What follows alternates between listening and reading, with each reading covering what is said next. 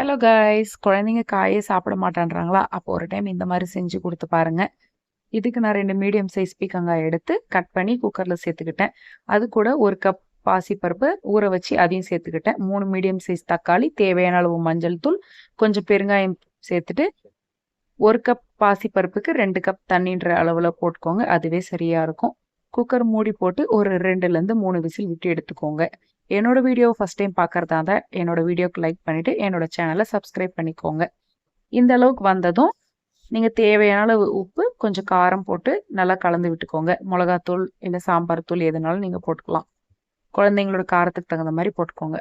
அடுத்து தாளிக்கிறதுக்கு ஒரு கடாயில் தேவையான அளவு எண்ணெய் ஊற்றிட்டு கடுகு உளுத்தம் பருப்பு போட்டு ஒரு மீடியம் சைஸ் வெங்காயம், அடுத்து ஒரு கொத்து கருவேப்பிலை, 2 வரமிளகாய் கிள்ளி போட்டு ஃபைனலாக நம்ம கடைஞ்சி வச்சிருக்கிற அந்த கடையிலையும் சேர்த்துக்கோங்க. ஒரு 1 மினிட் கழிச்சு கொஞ்சம் கொரியாண்டர் லீஃப், 1 ஸ்பூன் கீ விட்டு நீங்கள் ஆஃப் பண்ணிட்டீங்கன்னா நம்மளோட குழம்பு ரெடி.